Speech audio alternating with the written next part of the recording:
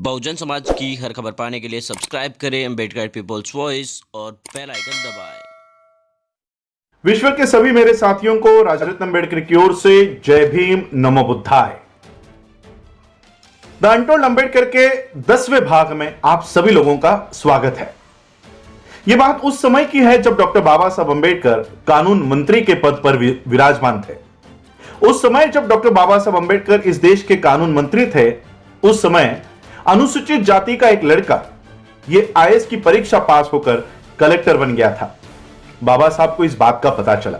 बाबा साहब को पता चला कि हमारे समाज का एक लड़का आईएएस परीक्षा पास होकर वो कलेक्टर बन गया है। बाबा साहब को इस बात पर गर्व हुआ, अभिमान महसूस हुआ।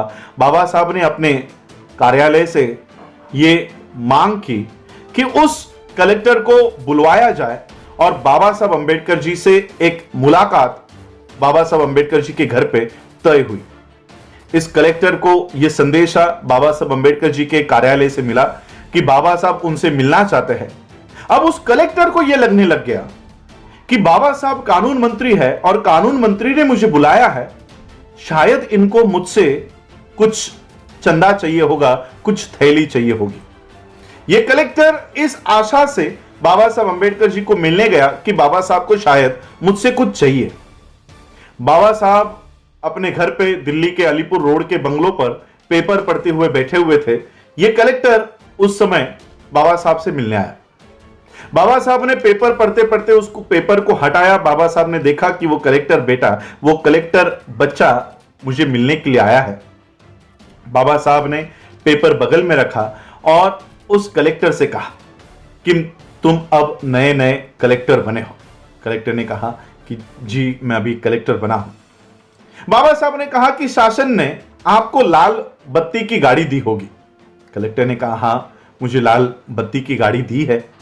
बाबा साहब ने कहा एक काम किया करो, हफ्ते में एक बार या 2 हफ्ते में एक बार, जैसे आपको समय मिले, उस गाड़ी में बैठकर आप जिस बस्ती में रहा करते थे, जिस घर में आप रहा करते थे, उस बस्ती में एक बार उस गाड़ी में बैठकर चक्कर मार के आया करो।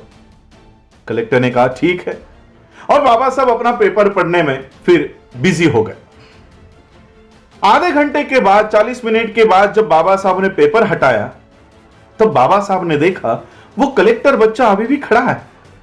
बाबा साहब ने कलेक्टर से पूछा क्या है, क्यों खड़े हो? तो कलेक्टर ने बाबा साहब को कहा कि बाबा साहब आपने मुझे मिलने के लिए बुलाया था, आपको शायद मुझसे कुछ चाहिए था। बाबा साहब को पता चल गया कि इसके दिमाग में क्या चल रहा है।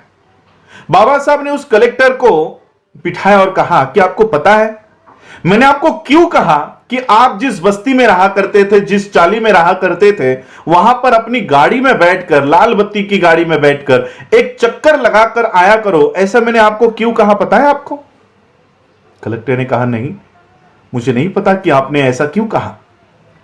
बाबा साहब ने कहा कि जिस दिन तुम अपनी गाड़ी में बैठकर, लाल बत्ती की गाड़ी में बैठकर अपनी बस्ती में जाओगे, जैसे ही तुम्हारी गाड़ी उस बस्ती में प्रवेश करेगी, कुछ औरतें वहां पर रास्तों के ऊपर कपड़े धो रही होंगी।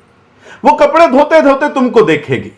तुम्हारी गाड़ी जैसे ही आगे जाएगी, कुछ औरतें वहां पर बर्तन मांज रही होंगी।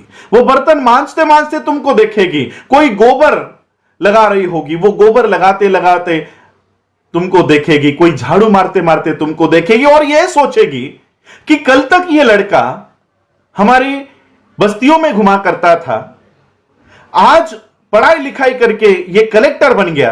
वो कपड़े धोने वाली औरत, बर्तन मांजने वाली औरत, गोबर पोतने वाली औरत, झाड़ू मारने वाली औरत, वो अपने मन में यह तय करेगी कि अगर ये लड़का अगर कलेक्टर बन सकता है, पढ़ाई लिखाई करके अगर ये कलेक्टर बन सकता है, तो मेरा बच्चा भी कलेक्टर बन सकता है। ये भावना उस औरत के दिमाग में, मन में प्रवेश करेगी और इस तरह से हजारों कलेक्टर हमारे समाज में तैयार होंगे।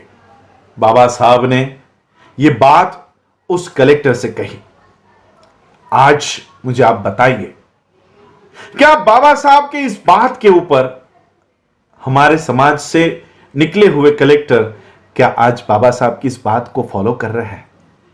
हमारे बस्तियों में से निकले हुए कलेक्टर आईएएस ऑफिसर्स, आईपीएस, वकील, इंजीनियर, डॉक्टर क्या फिर से कभी उस बस्ती में आए?